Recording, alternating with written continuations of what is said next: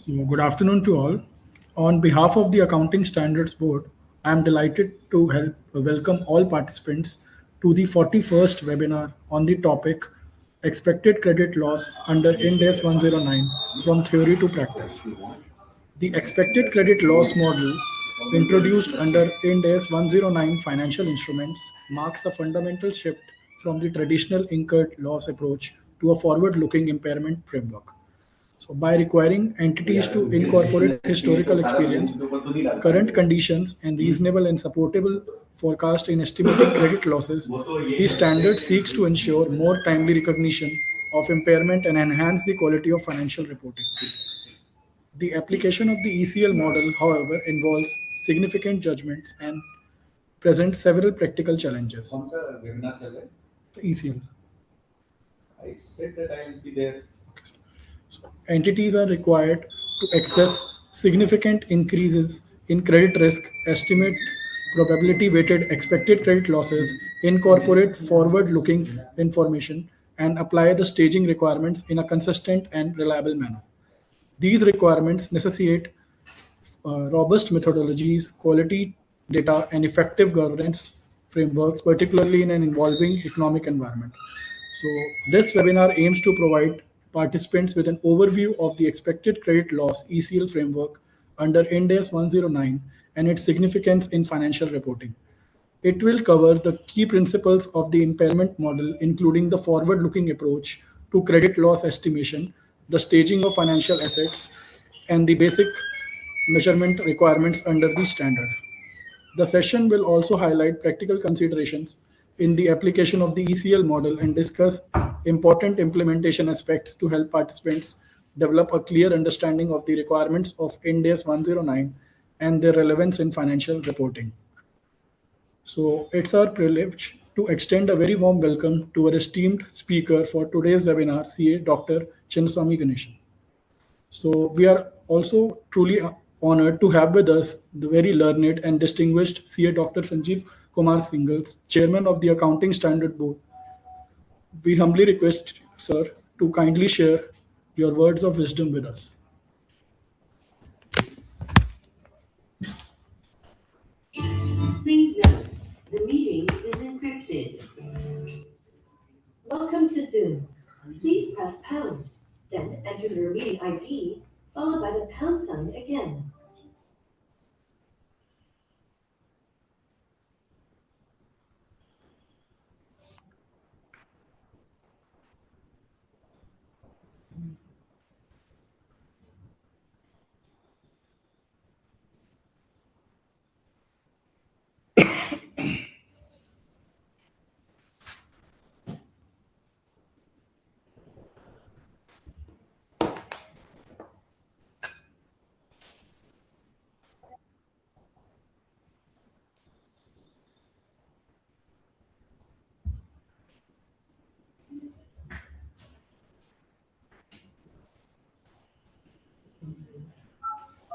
One, 8, 0, 9, 5, 6, 5, 3.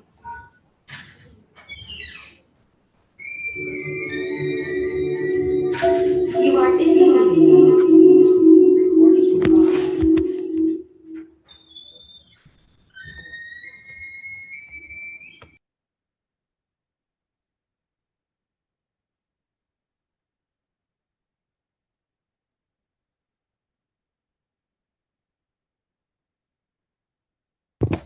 Hi, good afternoon to you all. I welcome you all to the very important webinar on the ECL under Ind AS 109.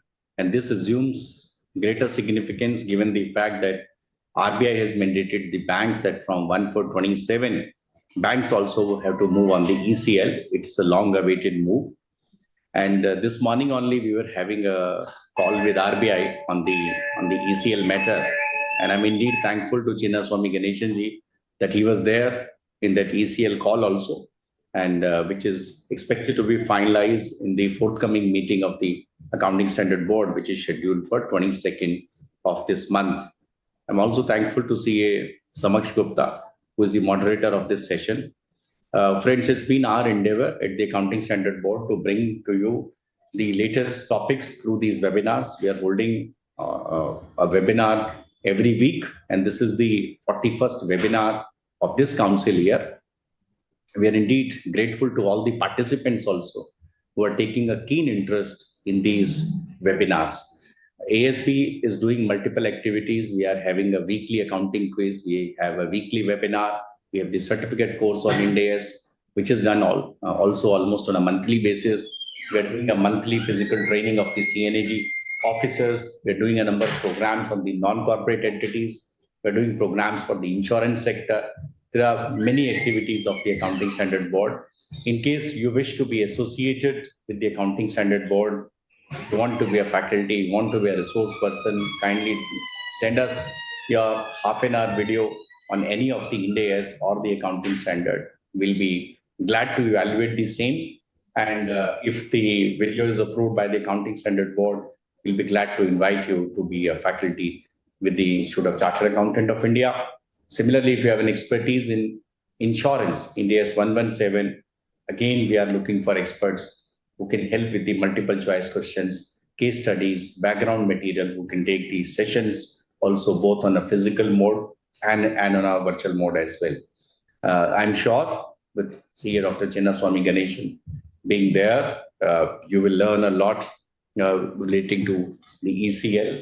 I had the pleasure of meeting Ganeshan only 2 days ago in Chennai, and indeed a very valuable resource for the institute as a whole, and particularly for the Accounting Standard Board. Thank you very much, and over to you, Samaj and Dr. Ganeshan. Thank you, sir. Thank you so much, sir. I truly appreciate the kind words and the warm interaction. Good afternoon, everyone, and a very warm welcome to all of the participants joining us today. I would like to extend my sincere gratitude to our esteemed Chairman of the Accounting Standard Board, CA Sanjeev Singhal, sir, Vice Chairman CA Vishal Doshi, sir, CA Dr. Alok Garg, sir, and CA Shalini Jindal, ma'am, for giving me this opportunity. It is truly an honor to be moderating today's session. I am Samaksh, and I'll be your moderator for today's session on a topic that is no longer just an accounting requirement, but a core, management tool for business, which is expected credit loss under Ind AS 109. If you look at today's environment, especially over the last few years, one common theme stands out, which is like uncertainty in the credit risk. Post-COVID disruptions, global economic slowdowns, rising interest rates, stress in certain sectors like NBFCs, MSMEs, real estate, etc. All of these have made one question extremely critical. Will we actually collect the money we have recognized as revenue? To make this even more relatable, let me explain this through very simple day-to-day example. Suppose you lend money to your 10 friends, and based on the past behavior, you already know that one or two might delay, or one to will not definitely pay. ECL is nothing but recognizing that reality in your books instead of waiting for them to actually default. In today's environment, expected credit loss, it is not just a matter of accounting compliance. It is also a key focus from a regulatory standpoint as well. In fact, the National Financial Reporting Authority, commonly known as NAFRA, through its Auditor Audit Committee Interaction Series, has specifically highlighted ECL under Ind AS 109 as a critical area involving significant judgments and estimation. NAFRA has emphasized that ECL directly impacts the true and fair view of the financial statements, and therefore requires high-end security from the management, auditors, and audit committee alike. So ECL, it's not just about the compliance, it is about the financial discipline, transparency, and credibility. It answers most of the critical stakeholder question, like, are the profits sustainable? Are the receivables recoverable? So is really the company prudently estimating the risk, especially for the listed entities, banks, NBFCs, or companies having the large receivables or the intergroup loans? ECL, directly impacts the earning quality and investor confidence. While the concept sounds straightforward, the actual application involves significant judgments and estimation, such as determining probability of default, incorporating forward-looking estimation, assessing staging, like on which stage, whether it is stage 1, 2, or 3, applying simplified versus the general approach. And this is where practical insights becomes extremely valuable.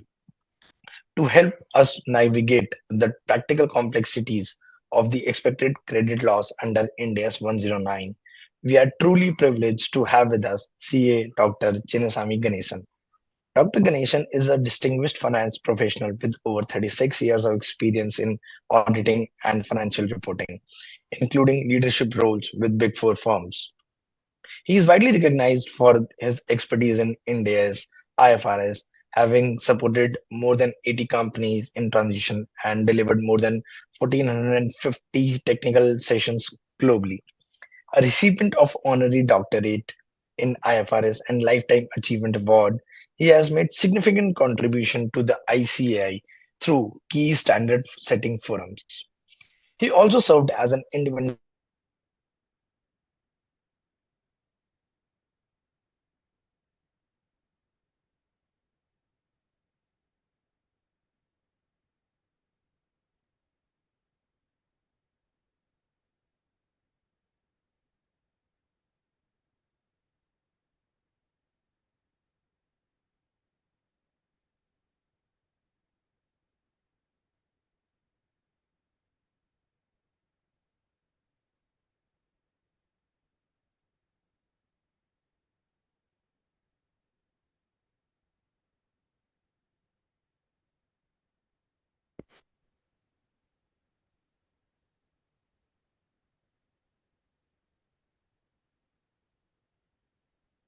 With that, I would now like to invite CA Dr. Chinnasamy Ganesan to take the session forward.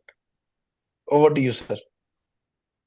Um, Thank you for this nice introduction and also setting the tone for the entire discussion.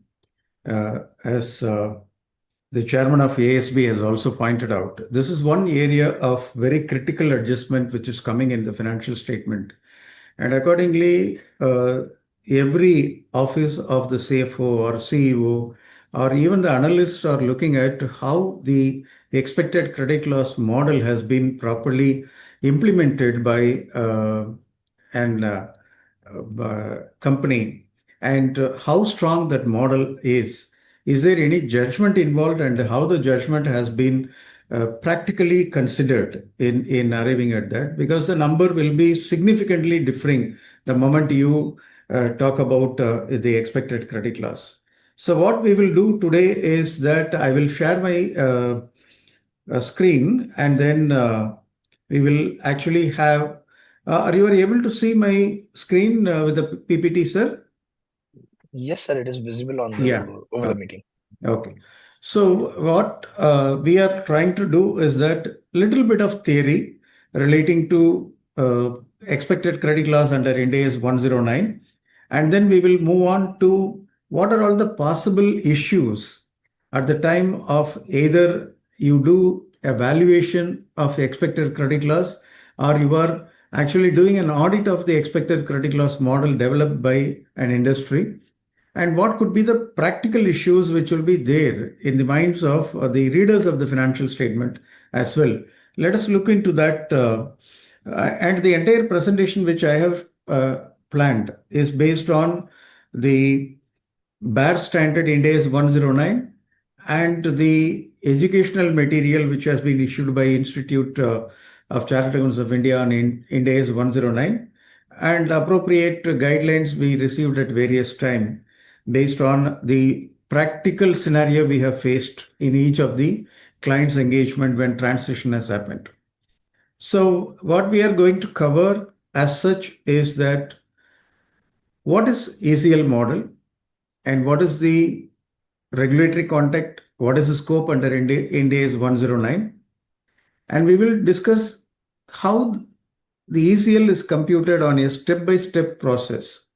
It's a very simple process. It says that exposure at default into probability of default into loss given default is your expected credit loss. But how to build that model and what are all the considerations we should have when we are building that model? Let us try to see that to that extent possible, wherever simple formulas can be explained. I have also included the formulas in this presentation. This presentation will be shared with ASB, and accordingly it will be uploaded by ASB. Whoever is a participant can download and make use of this. And we will also consider the learnings in or the challenges which we faced in each stage of the ECL model, and what could be the possible practical solutions towards that. That's the reason why we said that the topic itself is from theory to practice. And we will also see some case studies from published accounts, how the Indian entities have disclosed and reported ECL, and what are all the learnings from their model. Also, we will look at that. So everybody has mentioned, the ASB chairman has mentioned, the moderator has mentioned that it's a paradigm shift from the incurred loss model to expected credit loss model. In a simple terms, incurred loss is a loss you already know on the date of the balance sheet. Whereas on the date of the balance sheet, based on the past event and the present conditions, you are analyzing the entire credit risk associated with your industry. And you are also trying to find out what will happen if some macroeconomic factors on a go-forward basis or on a forward-looking basis is changing, whether that impact my valuation of the losses to be provided for the credit risk. The moment I take the past data, present conditions, and then applying my future possibility of changes through my macroeconomic principles or variables, etc., and that gives me a forward-looking expected credit loss model in simple terms. So what is the big difference between this? Expected credit loss model does not look at your traditional method of provision for doubtful debts or writing off your bad debts, but it considers that the moment you entered into a financial transaction and in your balance sheet, if you have a financial asset, a credit risk automatically starts. That is what the assumption this model is talking about. So even a day one amount which is pending from a trade receivable, for example, if I'm talking about a normal company, a trade receivable which is billed today also has a credit risk according to this model because of a forward-looking adjustment which the model requires. So that is what completely a paradigm shift from what we have seen in the previous scenario. And of course, the moment it was implemented as part of the Ind AS 109, we started learning and making the adjustment in the financial statement for all the entities who are transitioning to Ind AS at that point in time. Even now, when a new listed company comes in, or a proposed listed company comes in, or an unlisted company with a net worth of more than 250 crore comes in. So it is all triggering event for adoption of Ind AS on a mandatory basis. And to that extent, they will also be applying the ECL model as one of the required accounting principles on a retrospective basis in the Ind AS financial statement. So right from inception of a financial instrument, how the future expectations are changing, what is the historical default patterns or the considerations which we normally look at. So whoever is following Ind AS, they should follow ECL model also as per Ind AS 109 without any exceptions. NBFCs already started following Ind AS based on the roadmap which has been given, and accordingly for them already it is being applicable and they are following it. And banks, a new RBI circular has come in. December 2025, a draft has been issued. In April, it has been notified as a final one, where RBI wanted the scheduled commercial banks to consider provisioning for the credit risk instead of the traditional IRAC model with a fixed rate of provision. They are trying to move away from that and create an expected credit loss model with an forward-looking adjustment as well. So we will try to find out what we learned from the past, and we will also see what could be the expectations of the Reserve Bank of India as the regulator of banks when the application of ECL is happening for this. And still you understand that Ind AS is not applicable mandatorily or even on a voluntary basis for banking companies because the roadmap is not yet introduced. But at the same time, ECL has been coming as maybe I should say as a curtain raiser to see what would be the possible implication. And when the ECL model is being introduced, they are also coming out with the expected interest rate model also for the revenue. So the major area of credit risk and the revenue is trying to be adjusted based on the RBI circular. And after finding out what are all the implications, maybe they will think about having a full conversion into a transition into Ind AS for banking companies as well. So let us wait and watch what is going to happen. And when I look at the applicability or scope of expected credit loss, I talked about a financial asset will be tested for impairment, like what we test for non-financial assets like property, plant and equipment for or intangible assets for impairment. We also test the financial assets for impairment. The moment we are talking about an impairment risk or impairment indicator is there, automatically we are making a provision for impairment for non-financial assets. For financial asset, the principle is coming based on the expected credit loss model, which assumes that the moment you have a financial asset in your balance sheet, irrespective of any indicators are existing for the company or maybe external factor or internal factor, you must start considering the possibility of loss that may arise based on the credit risk. So what are the items which will get covered as part of this particular ECL impairment requirement? Let us discuss for maybe an hour or so. And the last 20 minutes, as suggested by ASB, we will have Q&A. Keep all your questions posted in the chat box.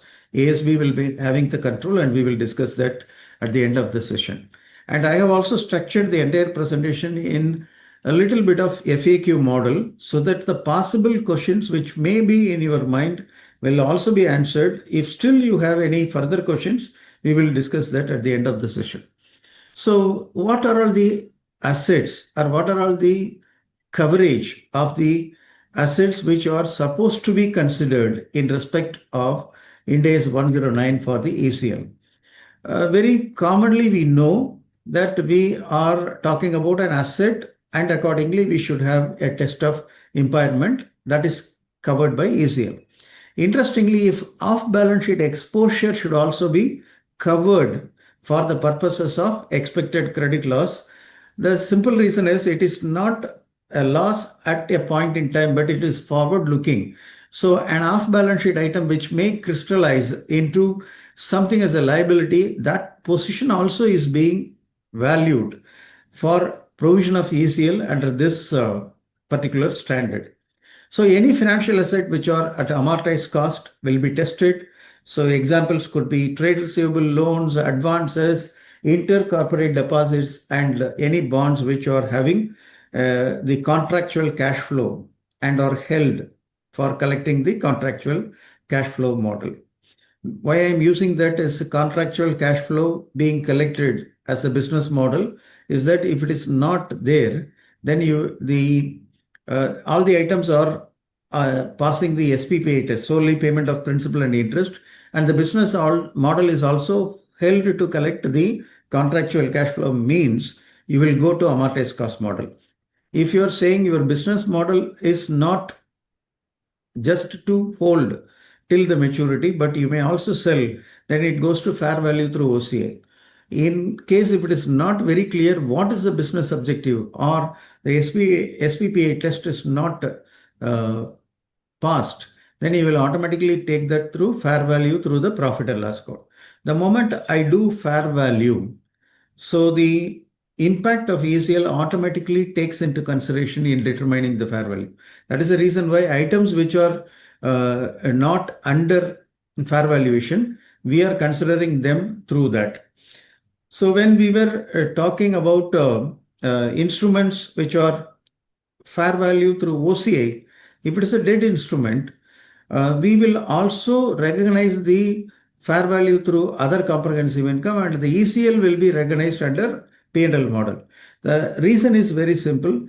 Fair value gains and losses, when I am adjusting, that is always correct. But when there is a impairment in the value of the asset itself, like what we do in respect of property, plant and equipment, it requires to be recognized in the P&L account rather than continuing to be adjusted in the OCI model. But fair value through P&L, automatically it's included the impact of the ECL. Lease receivables and contract assets which are getting covered under Ind AS 115 or Ind AS 116 are within the scope of ECL impairment. Any loan commitment, undrawn loan commitment, financial guarantee contracts which are not measured as fair value through P&L will also attract ECL recognition. So this is what we are talking about. But equity instruments, financial assets at fair value through P&L, or own issued financial liabilities are excluded from ECL computation. Especially financial liabilities will never be tested for ECL for a simple reason that I cannot say to the entire world that if you are giving a loan to me and I will test it for impairment. So that is not the reason. So we are normally restricting the entire discussion to financial assets. Okay. You might be heard about this stage 1, stage 2 and stage 3 classification of the entire assets, which are, or maybe I can say exposure at default, into 3 buckets based on which the probability of default is accounted for. I will just make a simple calculation or simple example which I can provide is that a stage 1 asset is all the financial assets which are performing. Whether you are talking about a banking company, if it is a performing asset or standard asset, is covered in stage 1. Similarly, for other than banking and financial institution, any receivables and any other financial asset which are not yet due, or maybe they are not past due for more than 30 days, is considered as part of performing asset. I'm using it in a simple language to make it very clearly understandable, but it is called a stage 1 classification. So in a stage 1 classification, the important point is there is no increase in significant credit risk. That means it's not yet due. It's a standard asset. And so accordingly, it is expected to be collected. The maximum possibility or maximum probability is high on the recovery. And that is the reason why we are considering as part of stage 1. So the stage 1 assets normally are considered based on a concept called 12 months ECL provision model. We will discuss that what is 12 months and what is lifetime expected credit loss little later. But the 12 months credit risk is normally applied, or the expected interest rate method is applied based on the gross carrying amount in stage 1 of the financial assets when we are classifying. In respect of stage 2 also, we are classifying that asset based on whether it is performing or underperforming. Or maybe I can say that underperforming means it shows signs of impairment, but not yet fully impaired. That is the reason why the standard says there is a rebuttable presumption that any financial asset which is 30 days past due but less than 90 days past due is considered as stage 2 asset. Stage 2 asset is nothing but the credit risk from inception has actually significantly increased. It may become completely impaired also, and accordingly the provision requirement will be little higher than what the assets are in stage 1. So here we apply the lifetime expected credit model, because when there is a significant increase in credit risk, the default may occur at any point in time or the life of the asset. So whereas in stage 1, when we use the word 12 months expected credit loss, which I said that I will take it up later, is nothing but the assumption is the default event will occur within 12 months from the date on which the financial asset has been recognized in the financial statement, or from the inception within 12 months, the default event will happen, or it may become a loss. If it is not becoming default event has not occurred, that means it is fully recoverable. That's the reason why we give a lower provisioning basis. Our probability of default will always works out at a lower level in respect of stage 1. Stage 2 will be slightly on the higher side. Here the risk of default may happen at any time during the life of the financial asset, and accordingly lifetime expected credit loss model is being applied here, again on the gross value of the asset outstanding.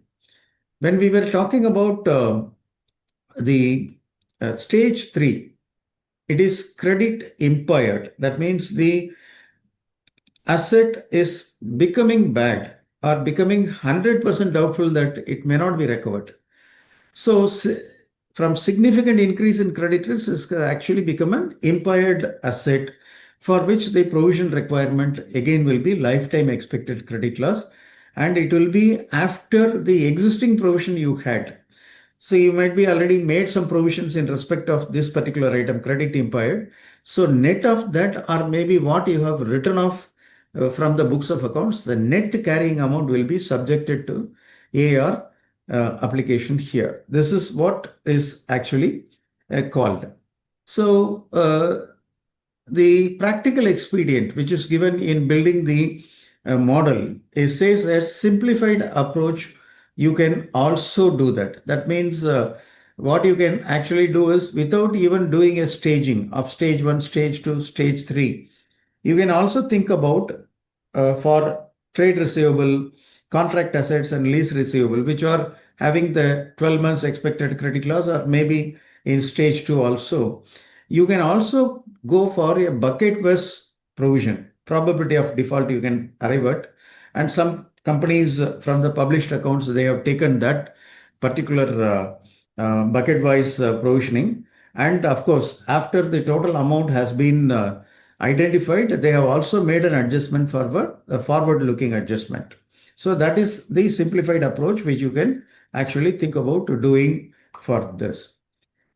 So what is the step-by-step computation of ECL? There are 3 parameters which we are looking at. And at each of the parameters, you will have a challenge of what could be the practical issue, or what could be the challenge in understanding that. Let us look at this a little bit. So the 3 parameters which we are talking about is expected or exposure at a default. To put it in simple terms, what is the carrying amount of the financial asset in your books at the point in time in which you are testing for your ECL, expected credit loss? That is the amount. That includes undrawn commitments. If you have anything, that should also be considered as exposure at a default. The next parameter which we are looking at is, on the exposure at default, what could be the probability of that exposure at default is becoming bad or becoming not collectible, or what is the probability of or the likelihood of the borrower will default in a specified time, 12 months expected credit loss or the lifetime expected credit loss, when the default event may occur, and what would be the amount of default which may arise. That is called the probability of default. The third is loss given default. That means I might have already written off certain items in my financial statements as not recoverable, but I never stop my principles of following or recovery procedures will never stop. I continue that process. When I am continuing that process, I get some recoveries. And what is that recovery? 1 minus that recovery gives me the LGD. That means 55% of the total amount will never get collected is another, for example, 45% is recovered out of the previously written off amount. 55% is considered to be loss given default. We will see the formulas also on a go forward basis. What is ECL? ECL is a simple arithmetical multiplication of all the three factors. Exposure at default, probability of default, and LGD. EAD into PD into LGD will automatically give you the ECL computation. Looks very, very simple. And arriving at the exposure at default from the books may be simple, but we also have some practical issues there.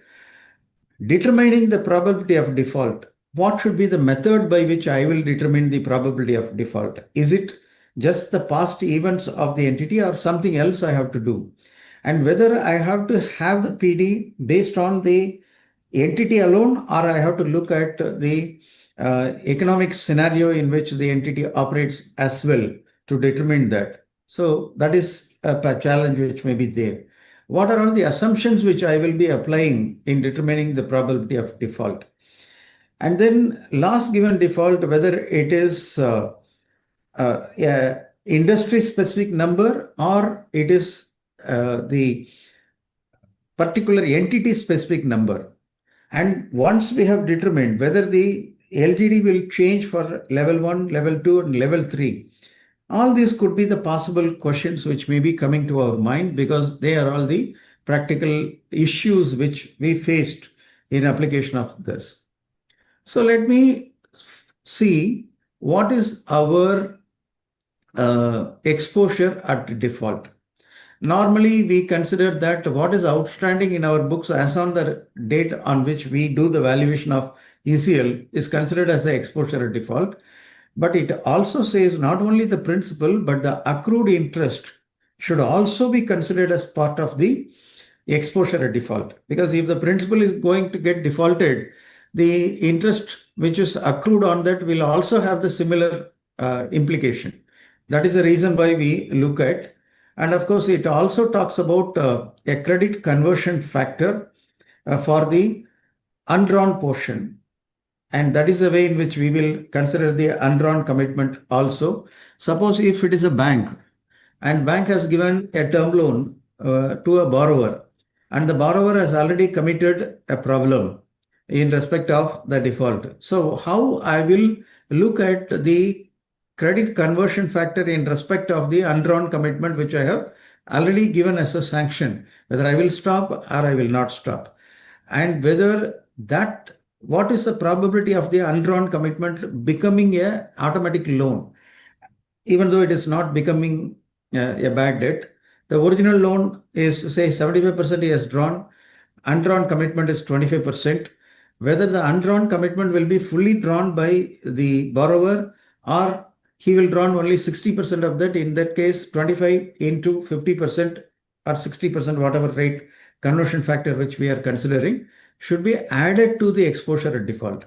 We never worried in a normal scenario when we were applying ECL. We normally believe that what is the book value and then what is the probability of default. That's what we start. But in practice, you should always look at the undrawn commitment also as part of that.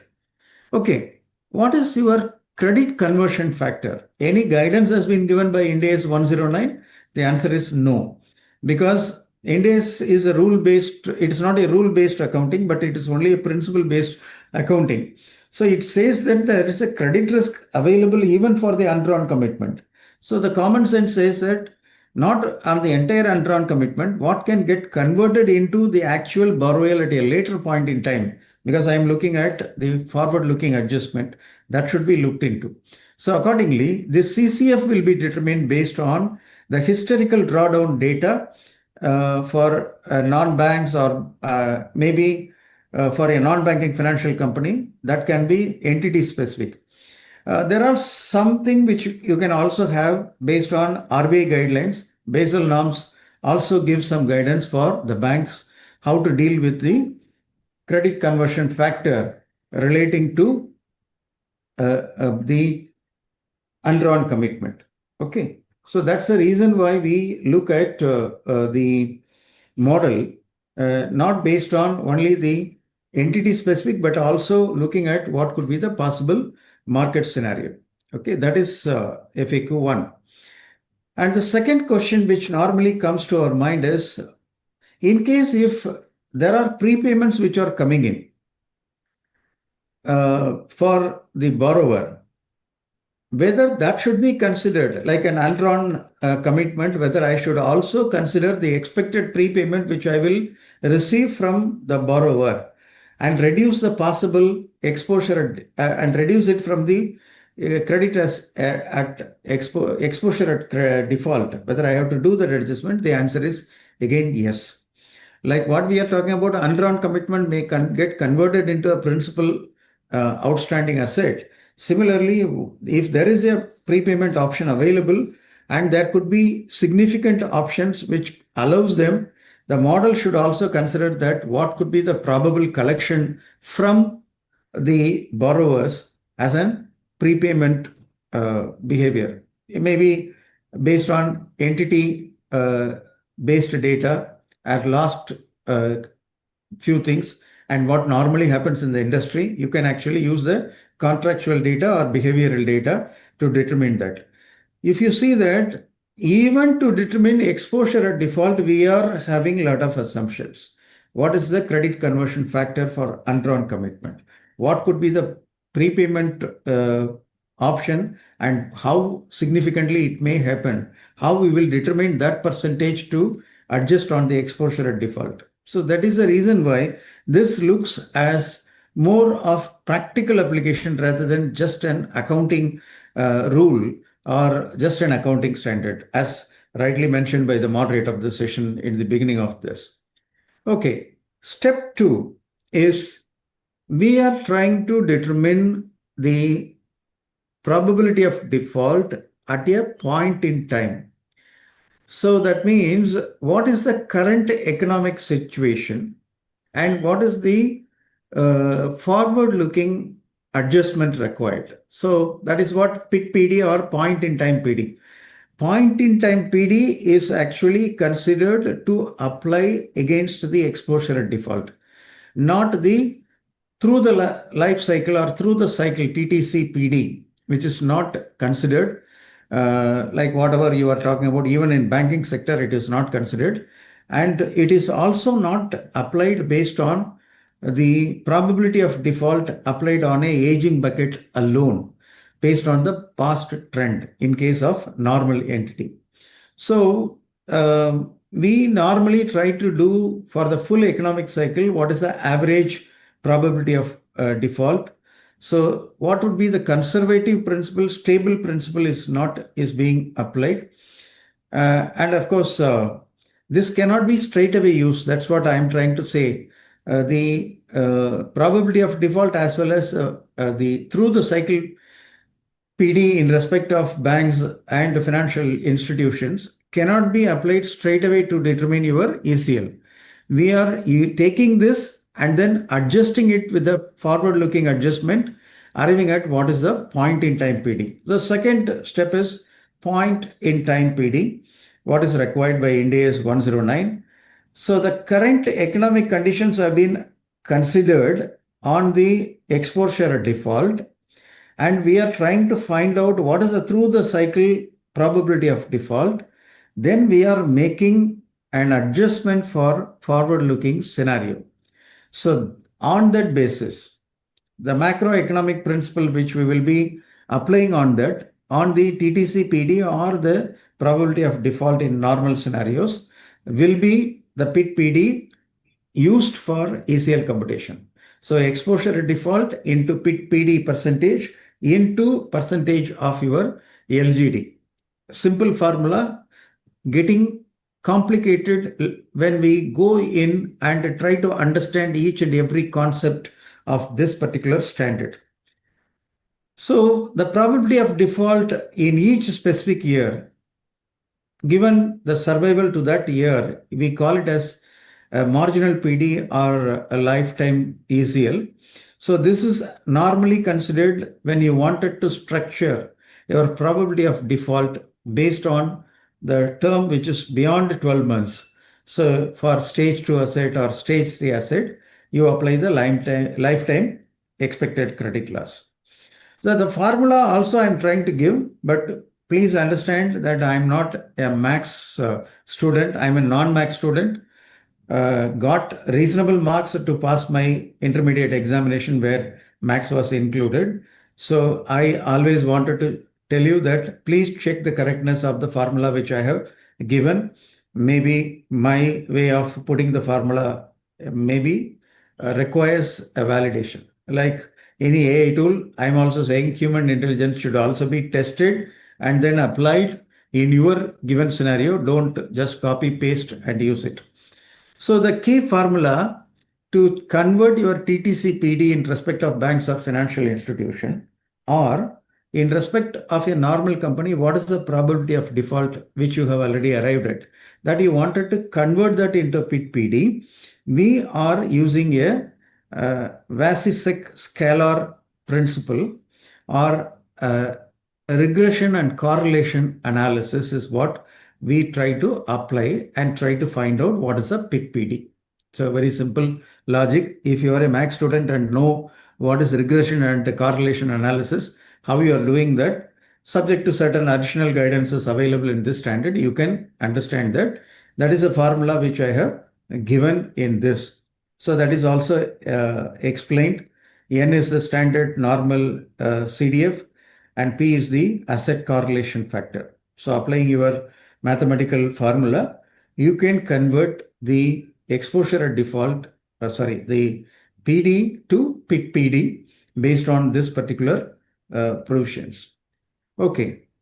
So when we have arrived at the PIT PD, we wanted to adjust that for the forward looking adjustment or macroeconomic variables to arrive at our final PD. That is a PIT PD we wanted to arrive at.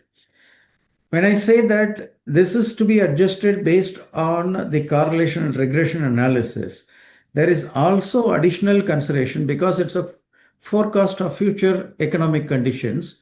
We apply the relevant macroeconomic variables also as the primary adjustment or primary variable for determining our forward-looking adjustment. In fact, when we have done one engagement in respect of a financial institution in Bahrain, the auditors are from UK, and they have asked us to demonstrate how the forward-looking adjustment has been properly considered and what are all the variables we have used for the forward-looking adjustment, how the variables are relevant for the particular industry. So it is not just selecting whatever economic variables which is outstanding. For example, what is your proportion of your exports to US compared to any part of other world, and what could be the risk associated with that? That may applicable as a relevant factor for an entity which has exports. An entity does not have an export, that variable is not even relevant. Or an entity which is not having any activity with the US may also not having any relevance here. And accordingly, the guidance provided by Ind AS 109 is that the macroeconomic variables, what is applicable to the entity or entity's business, should be applied in determining how a change in the variable will change the probability of default. In simple terms, let me explain. Suppose if we have given a loan to a borrower, let us take an example, and the borrower's per capita income has increased. What will happen? He will have available cash balance, additional available cash balance than what was his original commitment when he committed the EMI for the loan. So his preference will be, after all other major activities has been over, he will normally apply this to reduce the interest-bearing loans is an assumption. So based on which, the moment a per capita income is increasing, or the GDP of a particular country or India is increasing, we assume that the factor of or possibility of that account becoming default will reduce because of the recovery possibility. So this is a simple example. Every variable, how it may contribute, that the risk of that account becoming bad or the probability of that account becoming bad is reduced or increased because of the change in the macroeconomic variable is also adjusted to arrive at your final PIT-PD. Okay, so two complications comes in. One, your normal PD is converted into PIT-PD, and then PIT-PD is again tested for your macroeconomic variables for the forward-looking adjustment, and you are arriving at this particular number. So the commonly used macroeconomic variables, if you see that list, is very good. GDP growth rate and wholesale price index or customer price index, unemployment rate or employment growth, RBI repo rate or credit growth, industry specific indicators like what is the steel output, what is the auto sales in case if you are looking at an automotive industry or auto ancillary industry, etc. And what is the proxy which you can use? That is an interesting terminology. When I was actually talking about Nifty 50 and Sensex as a proxy for market sentiment, I was just wondering what it exactly is this. In a simple terms, it is nothing but a comparable market adjustment for your industry. What the market is expecting, that how the growth will be there in steel industry over a period of time, and the how market sentiments, how the Sensex will move in respect of that, could also be a variable which you can consider. So in simple terms, what we apply is that the significant macroeconomic variables are used based on regression and correlation analysis against the historical default rates or probability of default. Then we develop three economic scenarios within that. What is the base level? What is optimistic? What is the pessimistic? That means whatever assumption which I am applying, if it grows by say 10 basic points, what would be the implication? Base will be it remained constant. Optimistic, it will increase the variable by 50 base points, or maybe downside pessimistic, it may reduce by 25%, or maybe 50% is optimistic, 25% is pessimistic, depending upon whether the client's business is having any complexity or there is an already available data shows that the probability should be only optimistic and you should not consider pessimistic. You can apply those principles also. So on that basis, each and every macroeconomic variable will be tested for the 50-50 test, and then they will be again tested whether it meets the requirement. So based on the 50-50, what is the outcome comes in, whether it is acceptable or not. There is a principle available in the guidance for ACL. If that is acceptable, that macroeconomic variable is relevant for the industry and all the adjustment will automatically be done.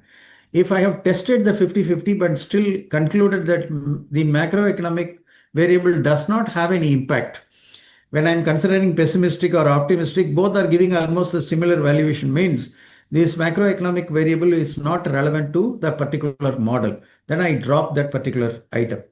And when I'm saying I'm selecting one and I'm dropping one, the practical question here is that it is not one single macroeconomic variable. A combination of macroeconomic variables are used for the purpose of determining the final adjusted PIT-PD. So that means one entity may use even two macroeconomic variable, another entity may use 5 macroeconomic variable, another entity may be using 10, 12, 15 are also possible. But what we are trying to understand is that you can actually consider the testing. That is what the practice is. When we talk about macroeconomic variable, the theory says what are all the things. And when we are applying it to practice, we must test based on the 50-50 test and determine what are all the macroeconomic variables which can make the probability of default to a point in time in a reasonable manner.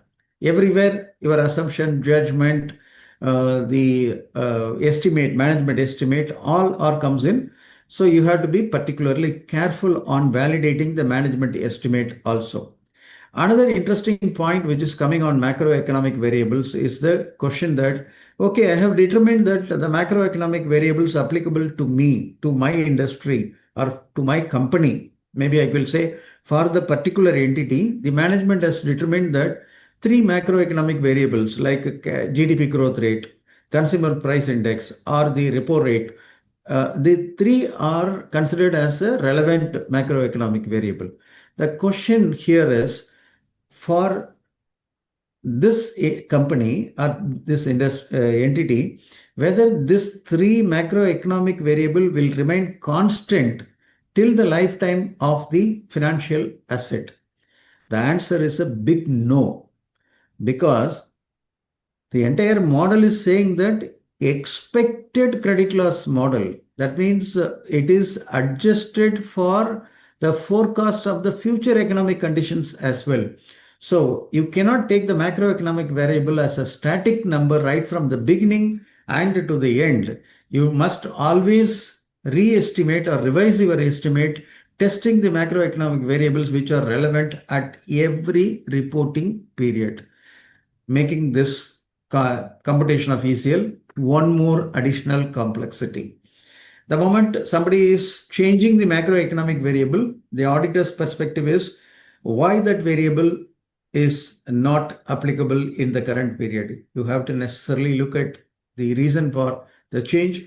And if a new variable has been introduced, why that is relevant to the new scenario or the present scenario compared to the previous quarter or previous year, you must also evaluate. These are all the possible practical issues which may be coming in determining the macroeconomic variables which will be applied, and that is not static. It will be again variable for each of the reporting period. I have seen a scenario where we were helping an NBFC on the ECL model. The macroeconomic variables which we have used in Q1 and Q4 are not same. 1 or 2 remained the same, but out of 10 parameters which we felt as relevant, they keep on changing from Q1 to Q3, Q2 to Q3 to Q4. And every time the audit committee was asking a specific confirmation from us as a consultant, why that macroeconomic variable change is inevitable, whether it is to manage the numbers or it is actually relevant for the ECL model. Because if I'm changing one particular macroeconomic variable, the ultimate provision may also come to a bigger change.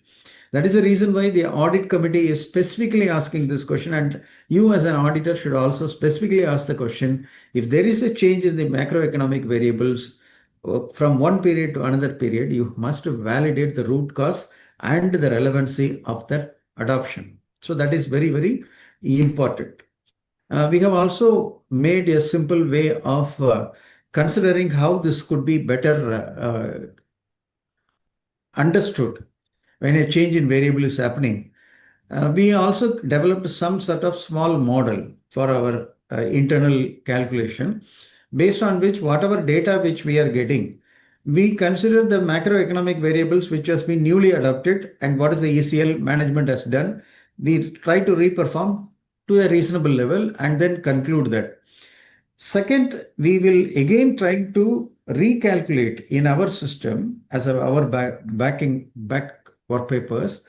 In case if I apply the same macroeconomic variable which I applied in the previous reported period, what would be the ECL provision which is coming in? And then I will compare that ECL provision as per the new macroeconomic variable and what I have provided based on the previous period macroeconomic variable, whether the change is significant. The reason is, if it is not significant or it is not material change, Auditors are not worried. Audit committee is also not worried because it is acceptable level. Materiality is a driving force for even application of a particular estimate or adjustment in the financial statement and even for auditor's opinion. So, but if the change is significantly different, maybe a lower provision or higher provision which is coming in, we must always test the probability of default basic calculation and as well as the application and relevancy of the macroeconomic variable which has been applied. This is what I use as a cross check on an overall basis whether I have to deep dive or I can accept the principles applied by the entity in preparing the ECL model for the current reporting period. Then we go for step 4, where the point in time PD, PIT PD is normally considered. As I have mentioned that the PIT PD is nothing but through the time cycle, that is for the full period, what is the PD, multiplied by the macro scalar factor which you have calculated from your previous 2 steps, and that gives you a PIT PD. Okay. So there are certain methods which are also possible, simple method, which you can be using it for the mid-size NBFCs and for corporates, it's possible. There is a method called transition matrix method. The transition matrix method is something interesting. This is what actually the large banks, the NBFCs, and even large companies who are having high level of trade receivable outstanding, they use this particular method. What we are trying to do is that what is the migration of the credit risk from one period to another period? We call it as a rollover rate. So I normally consider for our normal application in a practical manner to have a better ECL model. What we normally do is that we take at least 5 years monthly aging analysis of the total amount outstanding or total loans which are outstanding and how that particular loan is moving from a particular aging bucket to the next aging bucket. For example, from not due to default over 30 days, how much it's falling. Transition from stage 1 to stage 2. What is the rollover from stage 1 to stage 2? Similarly, the asset which are in stage 2 in the previous period, how the aging rollover happens towards stage 3, that is credit impaired, or otherwise what is outstanding for more than 90 days. When you have so much of historical data, you can do this analysis and then you can find out what could be the probability of default in respect of one item moving from stage 1 to stage 2, stage 2 to stage 3, and accordingly, what is your probability of default in stage 1, stage 2, and stage 3? You can actually try to arrive at this probability of default.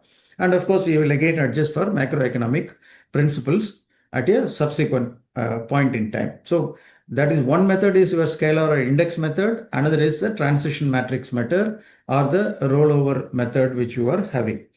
In a rollover method, what we have observed that to that extent, your data or the aging data is disaggregated, you get a better model. Or maybe to that extent, and the other possibility is to that extent you are having the data available for more than 5 years or 10 years as the case may be, whatever data which you are historically available, the probability of default is actually fine-tuned or trued up to a reasonable level to the reality. Because so much of data when it is analyzed, it gives a pattern and accordingly you will be able to do that. One client, I will share my own practical experience. One client was worried about giving the aging analysis for the past 5 years. So they have given the aging analysis of the trade receivable only for annual aging analysis because it's an unlisted entities. For them, even quarterly reporting was not applicable. So when the net worth has crossed 250 crores, we have to start preparing under Ind AS. huge amount was outstanding in trade receivable. Naturally, ECL comes as a major concern for the statutory auditors. We were helping them in developing the ECL model for that particular industry. When we were preparing that particular model for this company, what is the transition matrix from one period to another period? They have initially given only 5-year aging analysis. That means first year, second year, year before last year, and then like that it is last 5 years they have given. We first applied that. In fact, we have told them that disaggregated level will be preferred for arriving at your transition matrix in a better way rather than going in for just 5 years data on a single aging sheet for each of the year. That may not be helpful. We are told, but they are not listening because the finance team was having the feeling that it's too much of exercise for them. So we just worked out the number. That number came very huge for them. The total probability of default was not even meeting the industry standards. If the industry is talking about 4% or 5%, what was arrived at with the 5-year aging was somewhere around 15-16%. Then we told that when we benchmark with the industry, this is not your actual credit risk. Making a provision for 16% will eat away your bottom line. Or you are willing to go still with that method because you are insisting that you could not arrive at database. Then they realized what is the reason why we have asked for disaggregated level. Then they gave the monthly balances for 5 years. When we worked out monthly balances for 5 years and the rollover rate of the transition matrix, we have identified that the provision is actually coming down somewhere around 6 to 7%, near to the industry average. So the disaggregated level, it is always preferable. That is the reason why now we are saying for the banks which are going to adopt or the NBFCs which has already adopted, we said that segment wise, what is your exposure? Agriculture sector, retail sector, the industrial sector. Within that, again, you go for further and further one second, sir. 1 second.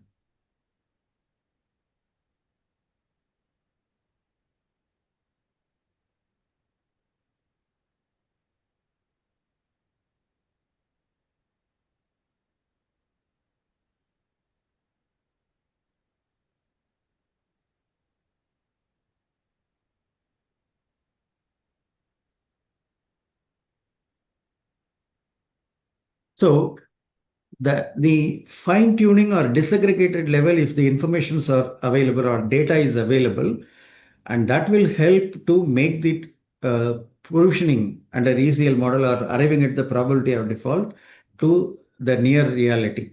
That is what we have seen based on our experience in advising many clients on this area. The another method is normally trying to find out a statistical model being developed, but I have seen that it is not even being used in many of the scenarios. It is like what could be the probability of cash collections you will make, etc., is being applied. But normally this is not used by after the introduction of IFRS 9 and Ind AS 9. Many of them have moved either to the first one or the second one. What I have seen in my career is the second one was normally being applied by majority of the people to that extent the data was available. So that is the methods by which we can actually go. The step 5 is to arrive at what is your loan given default or what is your default which is permanent and what can be cured by means of subsequent recovery even after you have written off provided 100% on a particular calculation. So that is the reason why the LGD rate is always considered as 1 minus the recovery rate for the entity. Suppose if the recovery is happening over a period of time, then the present value of the recovery is divided by exposure at default is what you consider as the LGD, loss given default. So now the recovery rate is this, and 1 minus the recovery rate will give you the LGD. So in other words, I can make it very simple. If I believe that my recovery is 25%, my LGD is 75%. So when I have an exposure, just see the logic. When I have an exposure of 100 rupees, and that 100 rupees, I have worked out what can go wrong, probability of default. It says, say for example, 5% it may go as a default. So on 100, I apply 5%, which comes to 5 rupees. And the 5 rupees, even if we become bad, I will be able to collect something. So accordingly, what can go wrong is only 75% of the probability of default. Sorry, the exposure at default into probability of default. That is the reason why LGD is also multiplied. In simple terms, all our accounting is common sense. So when we are talking about common sense, you apply the logic also, then you will understand working on ECL model is not something impracticable. It may be little difficult, may require a lot of your attention because it's an estimate which may simply give a abnormal number or abnormally low number. So estimate should be validated with utmost cost as per standards and auditing. So we will validate this. Okay, what are all the inputs for LGD? Whether it is simple that if the industry says that 15% I will collect out of the written off, what we do is it is a entity specific and not industry specific. I have talked about that, right? So it is entity specific. What was your past trend for collection? That you simply work out based on that number, which your present value of the recoveries divided by exposure at default. You calculate that number, and that number is your LGD. And again, past data, as long as it's possible or as disaggregated level as possible, is a preferred method for LGD also, so that it will be near to the actual estimate. Okay. So this is the first issue which is coming in. It is not simply the rate which has been told by the industry. It has to be validated by past data and trend as well. Additional inputs or additional areas which will complicate the calculation of LGD is that in case if there is any collateral which has been given and our probability of collection may go little upright, in respect of the collateral valuation, we should always look for whether the market value should be taken or what is the probable haircut we have to apply. In case if it has to go for a forced sale, what will happen? So that adjustment will also be considered. That will also be used. That is because that is also a possible recovery in determining our LGD. Again, you can apply the same principle of taking the previous year rate and as well as what is happening in the industry. And what is the time to recovery is an input for your whether it has to be discounted or it need not be discounted. You can take inputs from what is happening in SARFAESI cases, what is happening in IBC cases, whether it is happening as 1 to 5 years, what is the rates which are coming in, or 5+ years, what is happening. In fact, in one of the case where we have seen where the debt was outstanding for more than 90 days, the probability of default, even though it is taken as stage 3, the probability of default was remaining only somewhere around 50% to 60% because of LGD. Whereas if it is moving from 90 days to 180 days, it is moving towards 60 days because the recovery becoming little difficult for cases where we are not able to collect it within 90 days of it become defaulted. When it goes to 1 year, again the principle of recovery goes down further. 2 years, 3 years. So all those factors should also be considered.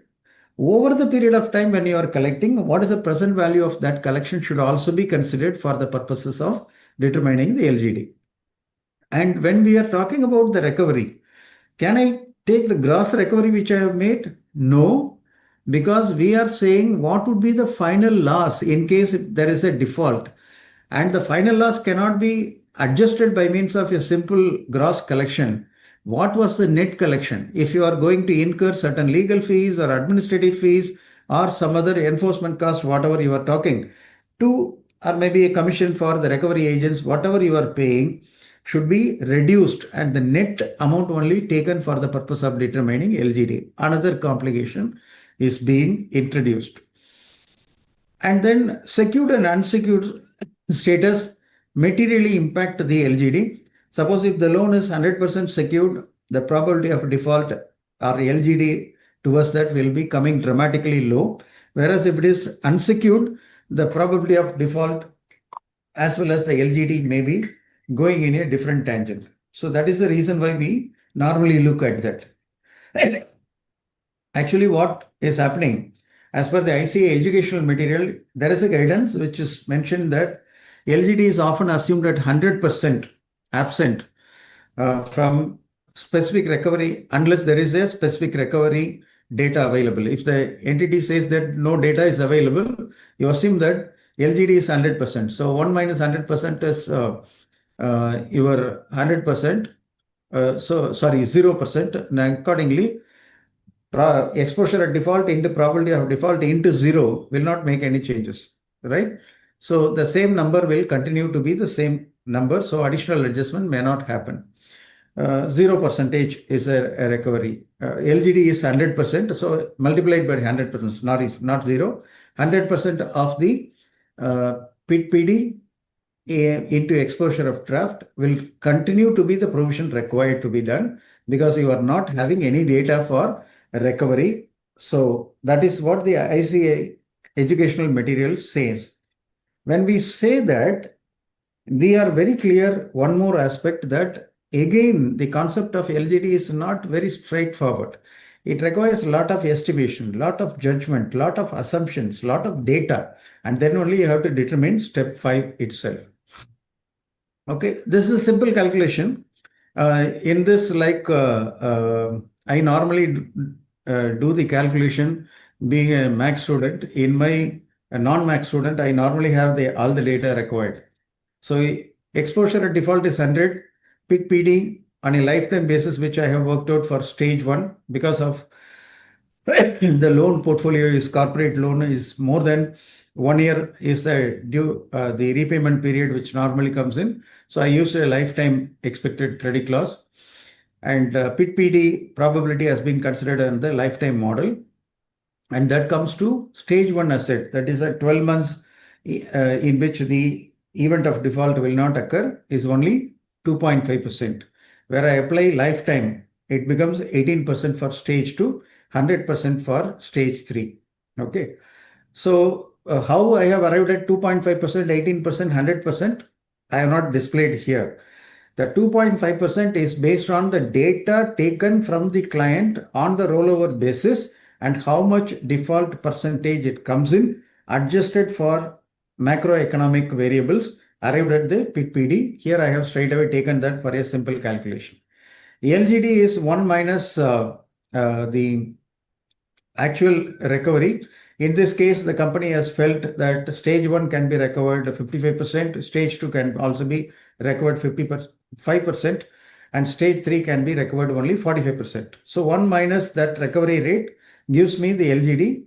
45% of the total loans cannot be collected, and even recovery procedure will not be helping us. So that is the range where we have arrived at. The ECL is nothing but the multiplication of all three. 100 into 2.5% into 45% gives me 1.13. Stage 2, it becomes 8.1, and stage 3, it becomes 55. All put together, 1.13, 8.10, and 55 put together is my total provision required at any point in time for the expected credit loss. What I have already provided for minus the amount I have arrived at here, that is 63.1 plus 164.1, 64.23 crore. Let us assume that it's 100 crore. So 63.23 crores is the total provision required in the balance sheet minus the previous provision. For example, I have made around 40 crore. Then additional 22 crore will be P&L hit in the current period. So that is the way in which we will try to do that. The ECL should also be tested for time value of money, because especially which is relevant for stage 2 and stage 3, where long recovery horizons are there. That is what we have discussed in LGD as well. And expected recovery percentage also, that probability of default also we have talked about. That should be netted off on the probability of collection, time value of money for that collection. Okay, stage 1 is a standard asset, or there is no increase in credit risk from the inception of recognizing that in the financial statement. But stage 2, we said the rebuttable presumption here in, if you see, it says if the overdue is more than 30 days, but less than 90 days, it is presumed that there is a significant increase in credit risk from the origin. So in that case, a stage 1 asset where we test it for 12 months ECL model will move to stage 2 model.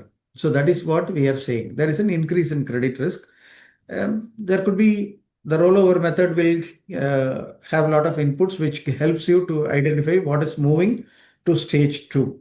Okay. Significant increase in probability of default since origination. It is not based on one period to another period. It is since origination, what is the movement which is happening. That is the reason why we are using the terminology called lifetime expected credit loss, lifetime expected probability of default. The interesting factor is the standard is not saying anything more than 30 days should be always considered as significant increase in credit risk, but it uses a word, it is rebuttable presumption. In one of the client case, we have seen that they rebut the presumption by saying that even though we are having more than 30 days of default from the due date, still we believe that this is an industry in which all debts are collected only by means of, say for example, 6 months. Before that, I am not able to collect even a normal invoice. So market takes another 4 months as a normal thing. Accordingly, they don't want to say there is a significant credit risk involved for the first 6 months of default. Then only they have talked about it is moving from stage 1 to stage 2. When they are saying this as their principle, we cannot simply throw that to the dustbin and say, no, 30%, 30 days, it's already overdue. So I will consider that as a significant increase in credit risk. Not, you have to check that assumption. Whatever they are talking about, up to 180 days, I don't want it to do that. It is still remaining stage 1 itself for me. Validate that assumption as a correct assumption. If you believe that the presumption which they have taken is acceptable, then take that also as possible. Otherwise, it is becoming an issue for the industry. Industry will simply go with a rule which is not correct. So we have also considered that. Similarly, for stage 3 asset also, the 90 days and above, we have considered that it is 1 year and above. Up to that period, from 60 days to 1 year, we have considered as stage 2 asset. More than 1 year only, we have considered as stage 3 asset. So accordingly, it is a presumption which can be rebutted or it can be challenged. If we validate and proved that the assumption taken by the entity is acceptable, then that should be the basis for the model. Again, the reason is common sense. When we apply a rule of anything more than 30 days is considered as credit risk and a significant increase in credit risk, we will advocate for a provision of higher amount. But subsequently, when the actual amount is collected, the provision gets reversed in the immediate next period itself. So to that extent, what happens is that the provision made is not a correct provision. Okay, that is the reason why we are trying to say that it is a rebuttable presumption, and it is not something which we are considering as a standard rule in respect of any industry. Okay, so the next principle, of course, there are some qualitative factors which are theory, so which I'm sharing with you.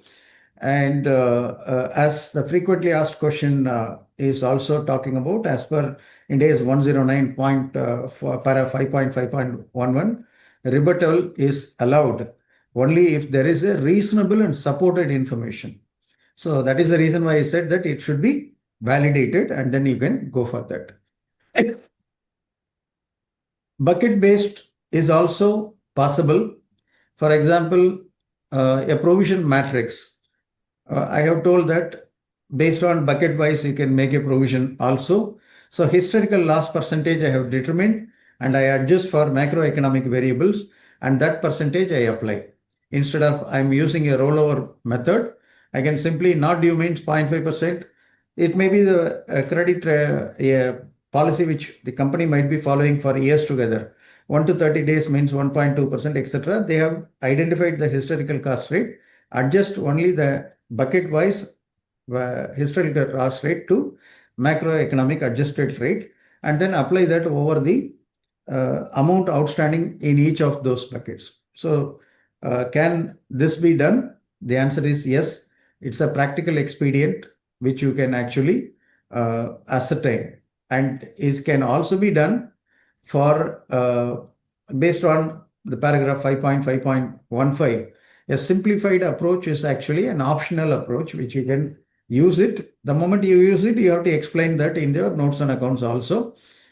So this should be a simple measurement without any stage classification. Apply this based on the bucket and go forward. So stage 1, stage 2, stage 3 will not apply, because you have determined that 180 days and overdue 55% is the historical rate. That may be even the case of what I should say, your credit impaired asset as well. Another question normally comes in. Then when I'm talking about a simplified approach, the question normally comes to us is that, can I use a normal method, not this method, rollover method? And also within the rollover method, I wanted to apply some bucket-based provision also, whether I can combine both simplified approach as well as the mixed approach. Yes, it is possible. Simplified approach can be elected for a particular type of financial asset, and your other choice may be in respect of other financial asset. But you cannot apply for the same class of financial asset. For example, trade receivable, you cannot mix up between the bucket-based approach as well as your normal approach. One particular financial asset, you can use one method. Another financial asset in the balance sheet, you can apply a different method. But the choice when it is applied should be applied consistently by class of the financial asset over a period of time. What is historical data? Whether it is, if the historical data is limited, as I have mentioned that when the data is not available, what we will do? So that gives a big vacuum, or the model itself will be doubtful of being used. So in that case, what we normally say is that you take industry data, you take peer group information, you can take credit rating agencies' default statistics as a starting point, and then make appropriate adjustment in respect of your particular entity and the industry in which you talk about. Okay. And again, the simplified approach itself will require a little bit of application of mind. Okay.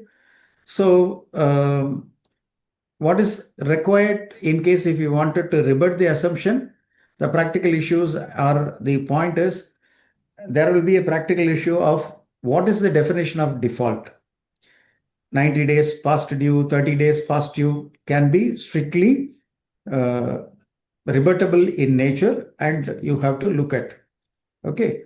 And then it's only a floor.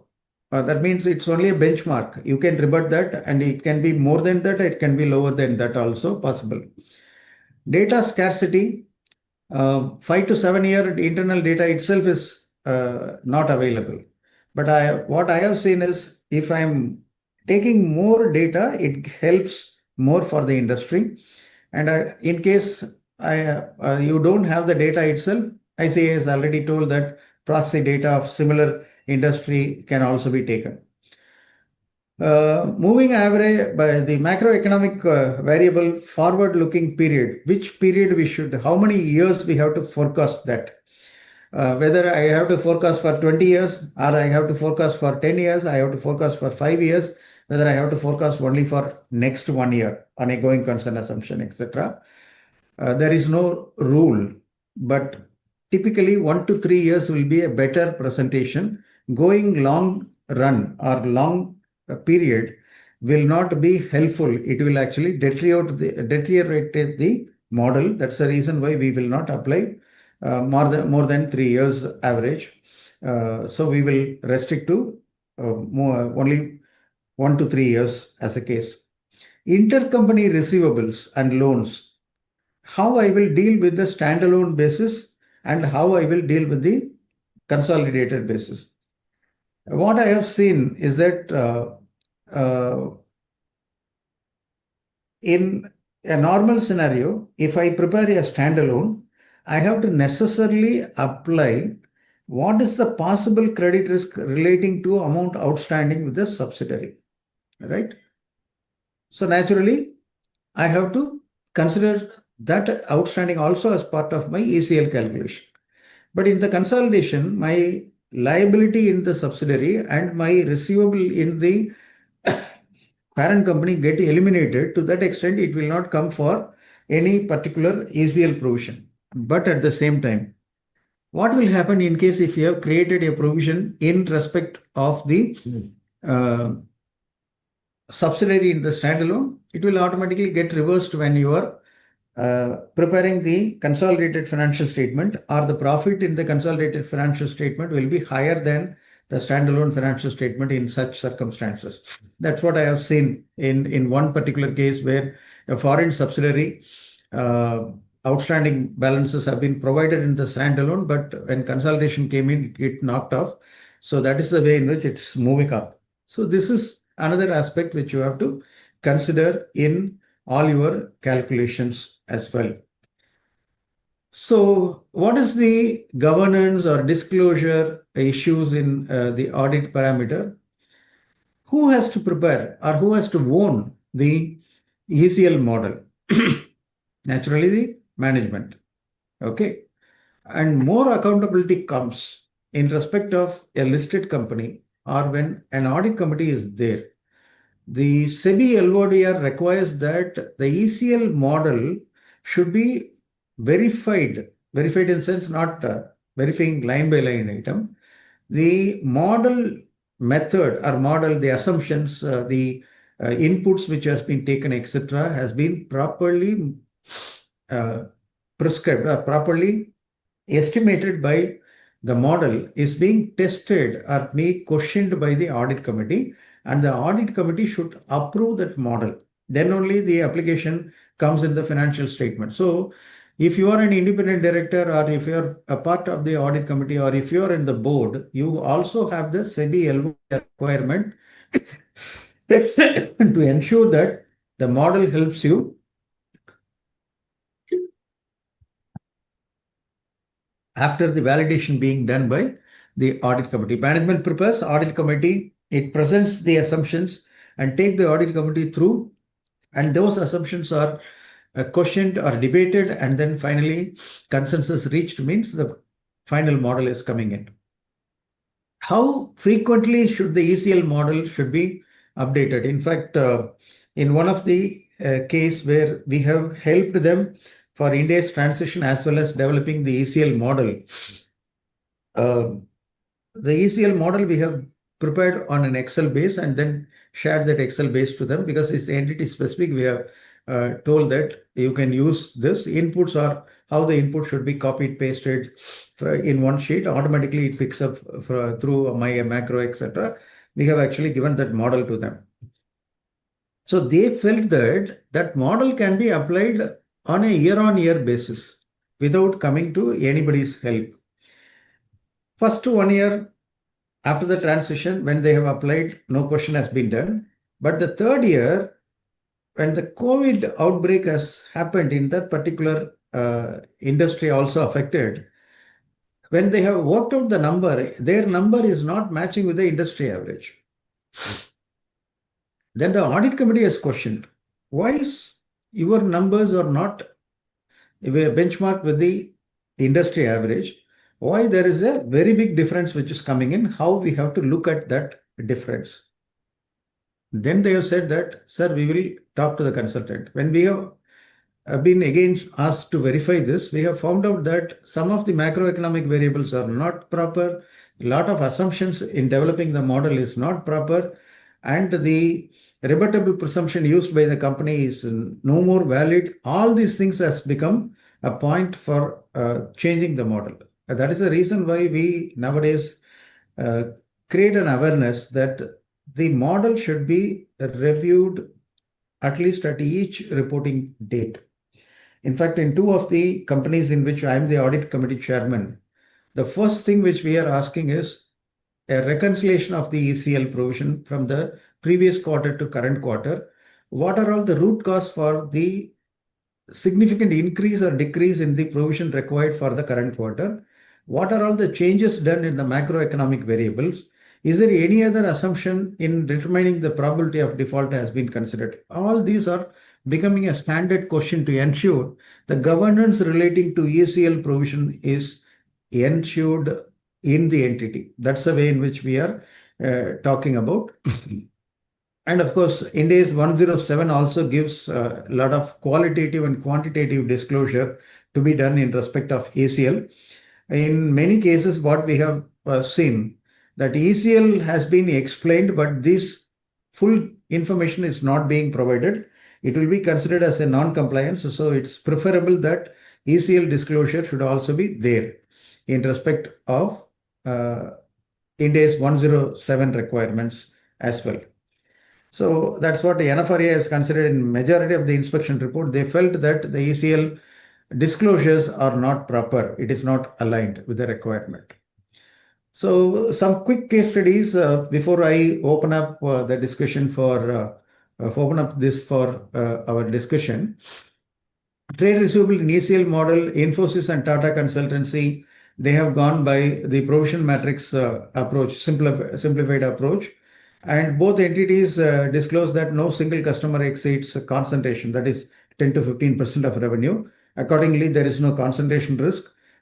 Receivable greater than 180 days are individually assessed for recoverability and written off when recovery is remote. That means they are making a provision more than the bucketing provision or the provision matrix method.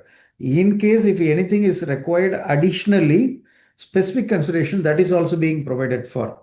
Then of course they have done macroeconomic adjustment in respect of client locations also they have considered, US, Europe, etc. they have considered.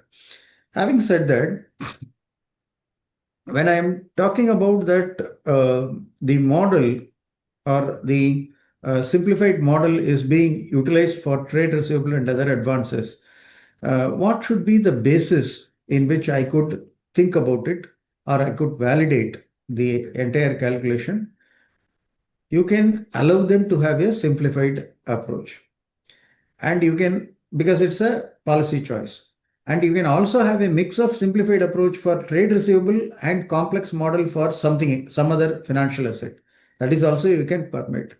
Or if they wanted to go for not a simplified method, but a full method, general method, that is also possible. So it is an accounting policy choice consistently whether it is being followed or not based on the internal rates as well as the market variables. You can identify the forecast of this. A general approach, they have Bajaj Finance has done this. And they have done disaggregated level of the total portfolio and identified what is the probability of default using 5-year behavioral data and adjusted PIT/PD in respect of GDP growth, employment growth, consumer spending indices, etc. And they have also considered LGD with forced to sale haircuts of 30 to 50% in respect of collateral valuation. And for unsecured portion, they have assumed that it will be 90 to 100% will not get collected, and then they have applied this. So SAR triggers, they considered more than 30 days, and COVID-19 overlay 2021 onwards, they have considered additional management overlay. That means what? In fact, in the previous slide was also there on management overlay. I have not considered that. As per the model, you have arrived at some number. Over and above that, due to specific information available you wanted to make, management overlay can also be made in respect of that.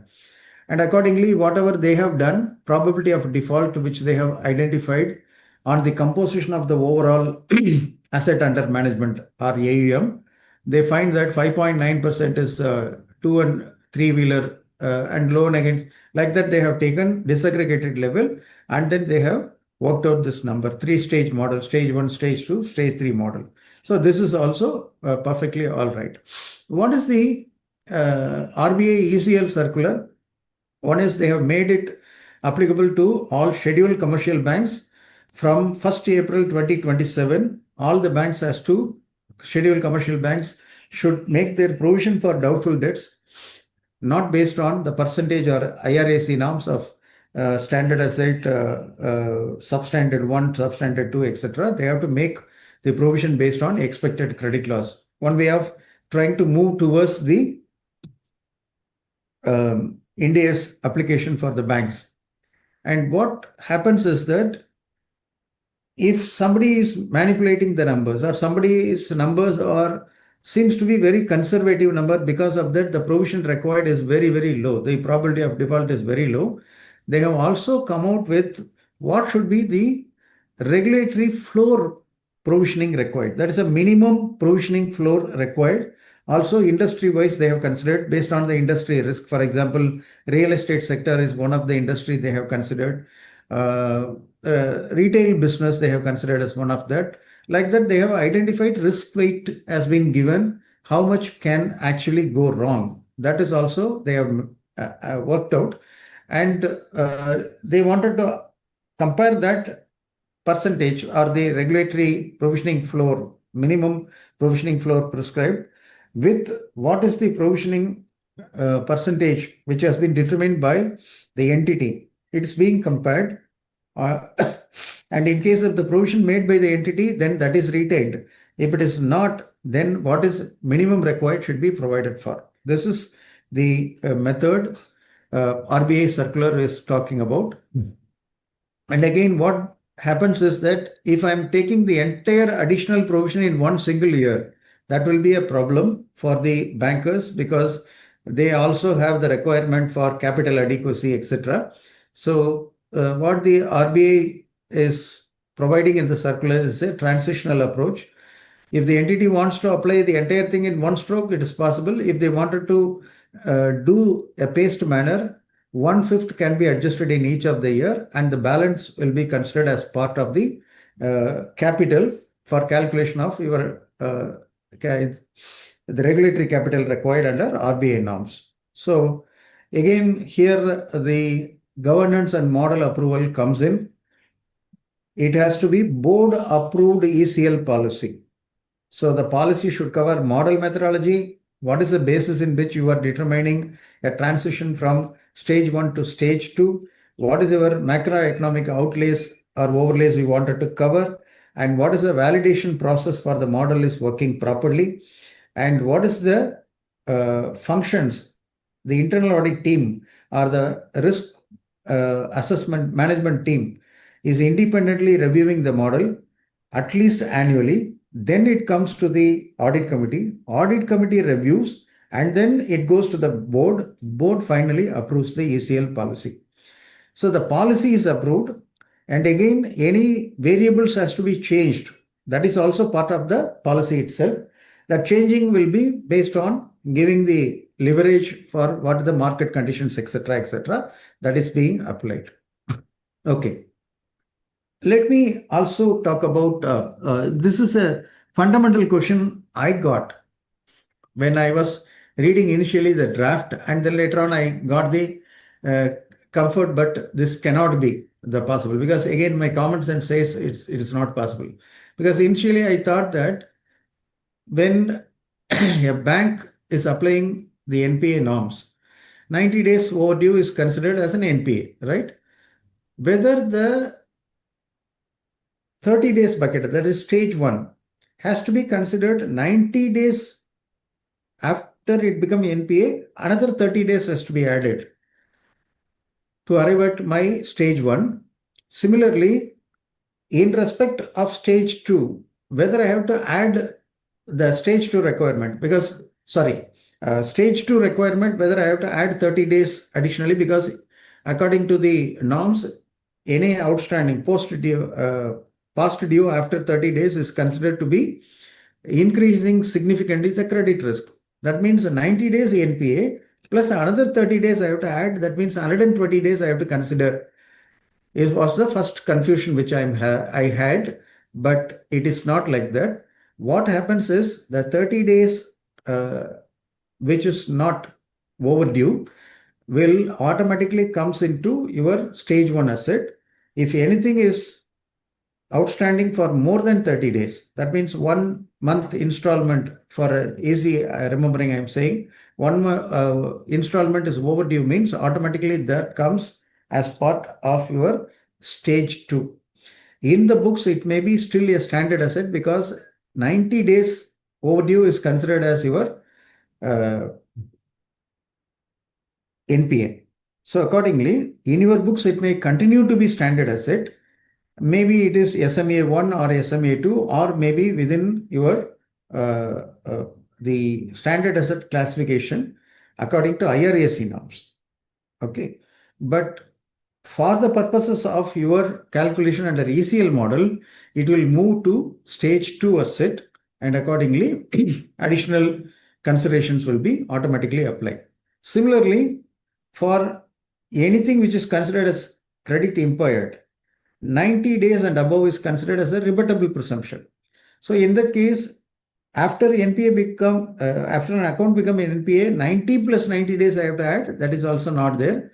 If the asset becomes 90 days and above, automatically it becomes an NPA as well as it will become the asset which is credit impaired. But still, all these 30 days and 90 days are rebuttable presumption, and accordingly you can even apply a different scenario based on actual information which is provided and which is supported.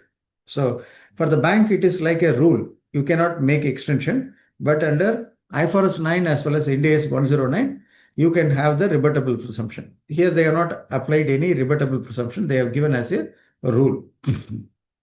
Now, whether the bank can apply 12 months expected credit loss, normally for a short-term loan or which is renewed year on year, you can still apply your 12 months expected credit loss. For all other cases, you will apply the lifetime expected credit loss. Okay.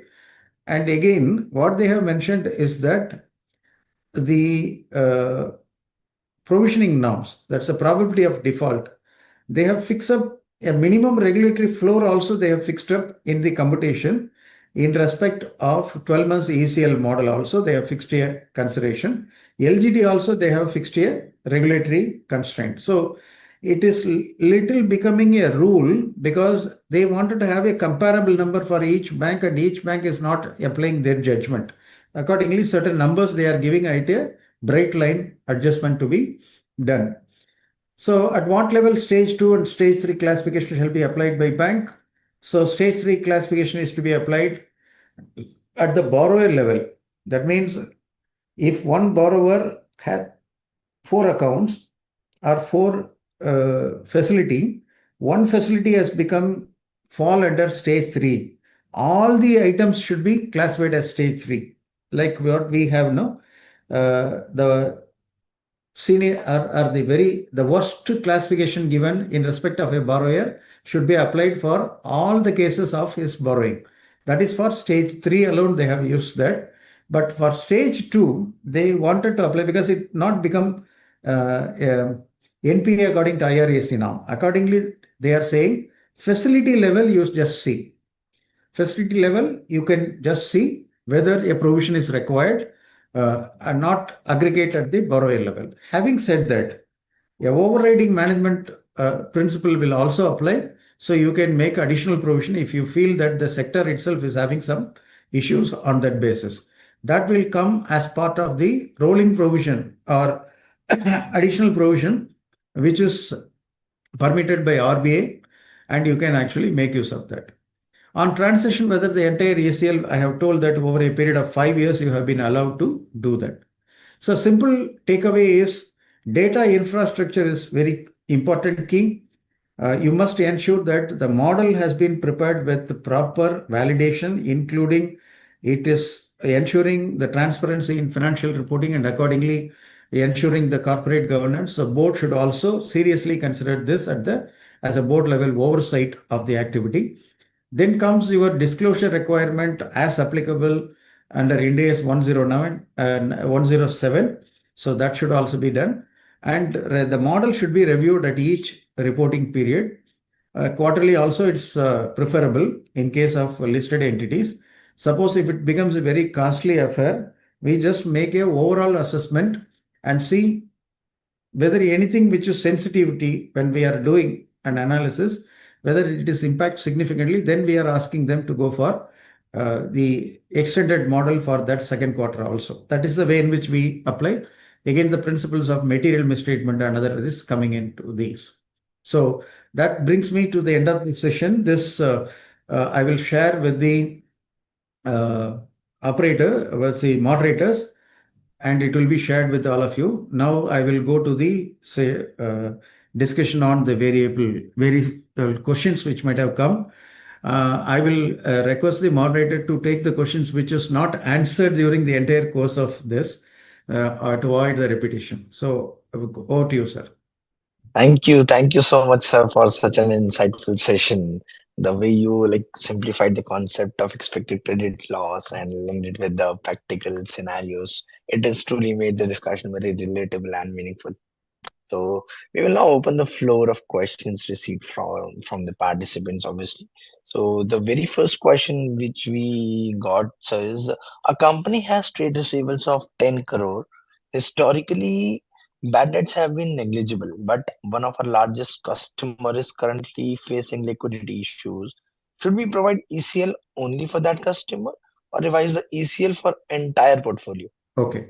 The concept is very simple. Even if we are applying the simplified approach, what we are trying to do is that what is our historical trend based on negligible, when they are saying maybe even 1%, that 1% may also cost, depending upon the financial statement size of that particular entity. It may also be possible that there is something which may be coming in. That is the first thing. And as I have mentioned, the management overlay will also play a role in making a provision. So in this case, they have identified this one particular customer. There is a serious issue and it may lead to a significant level of non-collectability or credit risk. Then that should also be factored in determining that. So both should be considered. Okay, great, sir. The next question is, a parent company has granted an interest-free loan to its wholly owned subsidiary. The subsidiary has incurred losses but continues to receive financial support from the parent. Is an ECL provision still required? I think that I have addressed this as one of the thing in the standalone financial statement. You will consider in the consolidated financial statements, those are getting eliminated. But at the same time, you will also consider whether there is any adjustment required to consider impairment on the entire investment made. Because that will be on the consolidation standard. Ind AS 110 will direct you to do that exercise. But here, these two numbers will get eliminated. So ECL will not, even if I am taking the data, nothing will be exposure at default. Okay. Okay, sir. Thank you, sir. Next is, we have given a refundable security deposit to a landlord for a 10-year lease. The landlord has a strong financial position. Is it necessary to recognize ECL on such deposits? Okay, interesting question. The simple answer for that is, according to Ind AS 109, cash and cash equivalents also having a credit risk. Oh. So cash may be the probability of theft they are considering, but they will be having negligible cash. But cash equivalent, that's a deposit with the banks also having a credit risk. And that is also a financial asset. So you have to consider all the items inclusive to make your provision. For your rental deposits is also a part of your asset, financial asset. You must consider that also. But the probability of default may work out to very minimal number. That may be the reason why we don't make any provision for the cash equivalent. But according to the guidance, that should also be considered. Okay. Another question is a company maintains fixed deposit with scheduled commercial bank I with have high already credit answered. rating. Yeah. Yeah. Correct. Yeah. So just for the participants, the question is since the probability of default is very low, can ECL be considered nil? So you have Yeah, already answered. your ECL may be considered less. What you have to do is sometimes when I am working out the ECL for my clients, the ECL on cash equivalent comes to zero. Actually, the probability of default comes to zero. And accordingly, my ECL also, exposure at default into zero into any number will also give me the same number, zero, right? So accordingly, we will conclude that we don't have an ECL requirement, but how We you have to assess. determine your probability of default should be documented. Sure. So we have to assess on cash and cash Yes, equivalents yes, as well. yes. Okay, great, sir. Thank you, sir. Another is our company has significant received from government department and payments are delayed by more than a year due to administrative procedures. Should these delay automatically result in lifetime ECL? Yeah, it will go to lifetime ACL only because it's not 12 months. The default event, when it will happen, you don't know whether it will happen only in the first 12 months or it will happen at the lifetime of the other. So it will go to lifetime ECL. The interesting factor which I thought that he starts asking the question is that because it's a government guaranteed or government outstanding, whether ECL is not required. Unfortunately, ECL is required even for that. Only thing is your LGD will improve it. Maybe after 1 year, you will collect the entire money. That means you need not worry about the probability of default. But when it will become bad, will be stage 1 to stage 2 to stage 3. It may even remain. You redefine the entire government outstanding as stage 1 itself. Not a problem based on historical data. That is the reason why they are saying it's a rebuttable presumption. Yes. Another question is a borrower was financially sound as at 31st March. However, before the financial statements were approved, the borrower entered insolvency proceedings. Should this information be considered while measuring ECL? Yes. See, you know that when you started laughing at that question itself, or I don't use the word laugh, you are becoming very bright on completing the question. You know the answer because it's a common sense, right? The moment we are saying something is happening subsequent to my balance sheet date, as an auditor or as a finance person, my preparation of financial statement is not limited to only the current number. What happens subsequent, whether that is an adjusting event or not adjusting event, also comes as part of the Ind AS as well as the accounting standard. So here there is an indication that the asset will not be same level based on the IBC which has been filed. And if you are but this is a trade receivable which he has mentioned. So it is only an operational creditor having an unsecured portfolio. What is the probability of you will get some share from the operation of IBC? We don't know. So automatically that factor should also be made in that model. Maybe in this case, it may be like another question which came. Management overlay may be coming in this as an additional provision. So we should consider this information. We have to consider. Yeah. Okay, sir. This is the all questions that we got. Great. So once again, I would really like to thank our esteemed chairman, Accounting Standard Board, CS Sanjeev Singhal sir, CA Vishal Doshi sir, Vice Chairman ASB, CA Alok Garg sir, and Shalini ma'am for giving me this opportunity. It is an honor to be part of this session, and I would like to special thanks to all the participants for joining and showing the keen interest throughout. Thank you again for the active involvement and thank you, thoughtful questions. Samax and the ASB team, including the chairman, my good friend, CA Dr. Sanjeev Singhal, for giving this opportunity. This type of webinars actually increases the awareness of even us. So, Exactly. So I appreciate the initiative which is being done by ASB and for this excellent opportunity. Thank you very much. Over to the ASB team.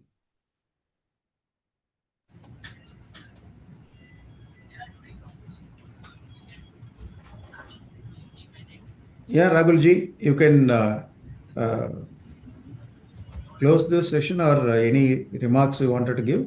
You can, with that, you can. Yeah. So, thank you so much, sir, for the insightful session. And thank you for moderating the session so well, C.S. Samax Gupta, sir. So, we may end the session. Thank you. Okay. Bye. Thank you. Thank you. Bye. Bye.